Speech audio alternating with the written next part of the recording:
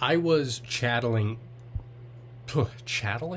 I was chatting idly with a stranger once, and I mentioned that I was a night shift worker at one point, and he looked at me and he's like, "Yeah, that makes sense. I could see that." I just, I had no idea who he was. We had just, just struck up a conversation, um, and it was so interesting because not only was it just random, but like, I kind of agreed with him. Like, you kind of look at me and you're like, yeah, he looks like he got the shit beaten out of him. Like, he looks like he's a little too old for how old he actually is. Anyway, I've been watching Vinland Saga recently. Gotta love it. Gotta love it. Oh my god. I don't even know where to begin. Vinland Saga Season 1 is an action anime. Vinland Saga Season 2 is more of a philosophical anime. It's really interesting because a lot of people apparently don't like Season 2 because it slows way down and it gets even more depressing. And I really liked the shift in tone. I really liked the completion of Thorfinn's arc. I love that Thorfinn, because in Season 1, Thorfinn is a side character in his own story. I remember I saw someone say that. And I feel like that's just such a succinct way to put it. You watch Thorfinn kind of become everything that his dad didn't want him to be. This creature that is driven purely by vengeance, purely by spite for Askeladd. And Askeladd is knowingly kind of using him the entire time. And in a way, because of that, Askeladd becomes the main character. A lot of the story is focused on Canute and Askeladd. Mainly Askeladd, honestly. Another thing, Askeladd, great character. Terrible character, great character, if you know what I mean. Like, clearly a terrible person, but fantastic character. Love him to death. It's weird how good writing will make you love a hateable character. Bad writing will make you hate a lovable character. Good writing will make you love a hateable character. And I feel like Askeladd was such a great example of this. Like, you're following him through the story, and the entire time he's being a reprehensible human being. He abuses Thorfinn constantly. He is a mass murderer. He approves the massacre of an entire village of people. He regularly kills, rapes, pillages. He is the definition of a bad person. However, you can't help but have some level of respect for him. And that is what makes him such a well-written character and Vinland Saga such a interesting show. Conversely, in the second season, we have the introduction of Einar as a character. Now, Einar is kind of interesting because he's the perfect juxtaposition to Thorfinn. Now, Thorfinn, he is a badass who fights and has killed hundreds, maybe even thousands of people in just unarmed combat, or just knife armed combat, but like blade to blade combat, just slaughtered. And he is an incredibly adept fighter. However, after Askeladd's death, that leads to him being totally underclassed in every other skill set, a very underdeveloped person.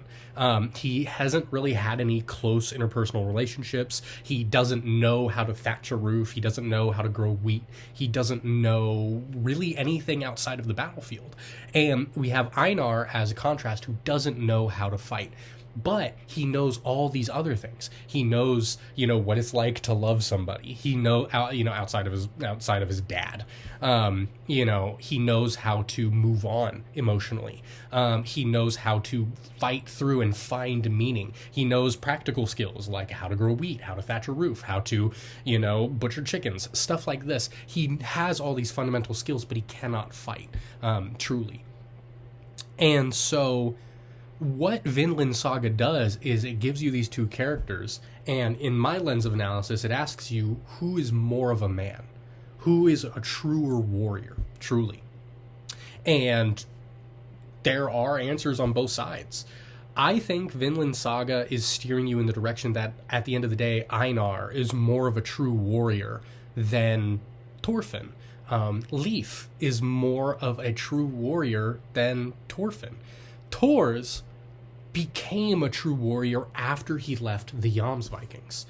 Now, it's such a great analysis of masculinity, because if you as a guy are raised especially in the West, in a warlike culture, we celebrate soldiers, we celebrate warriors. All the cool guys in fiction are warriors.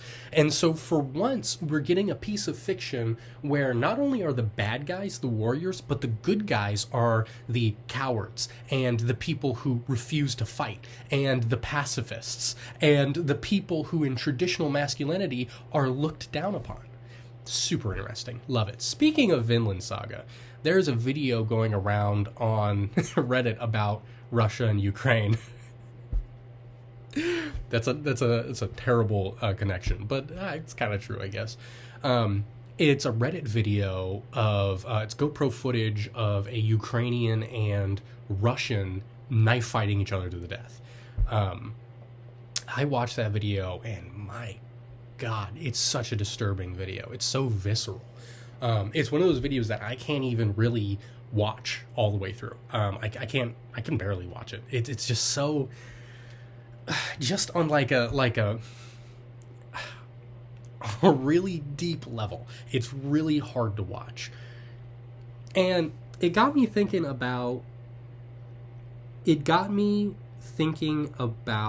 how most of history has been that. Most of history has been two humans, wrestling around in the mud trying to stab each other to death. That's what warfare really is, and that's how most of history has been. And it got me thinking about why, that has been normal for most of history.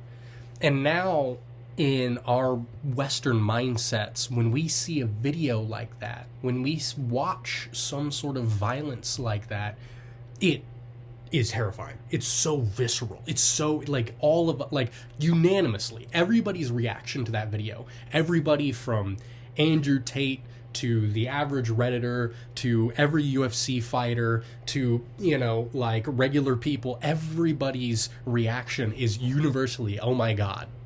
It's terrifying. It really is. And it kind of gives me hope that maybe our sociology is developing a little bit, as humans. Our psychology on the societal level is recognizing that we shouldn't be doing this. And that really makes me happy. In a weird way, in a hopeful way. We can watch something as horrible as two humans trying to kill each other in hand-to-hand combat, and we all recognize this is terrible, this is bad. It would also explain why there's been such a reactionary push from the right to kind of make men more traditional and more masculine, is because they can sense this shift in attitude in society, where they're starting to recognize, hey, we are slowly becoming more averse to violence. We are slowly becoming more averse to destruction, And that is so unlike our programming for the past, forever, since the beginning of time. That's so unlike us that naturally people see that and are like, oh, well, this is unnatural. We need to go back to when we were okay with violence because we were stronger back then. But maybe we shouldn't be okay with violence. Maybe it's a good thing that we're averse to confrontation and we're averse to conflict. I don't know. That's a lot. Anyway, this has been a blue-collar worker comes home from work and pretends to be an intellectual for 10 minutes.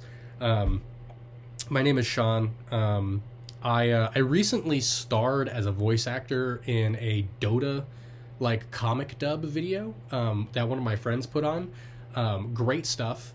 I'm gonna go check out his channel. I'm gonna put it in the featured creators bar here soon, probably, and you guys can go enjoy that. There's gonna be 2 people that get to this point in the video. So have a wonderful rest of your night, guys. Love you very much. Goodbye.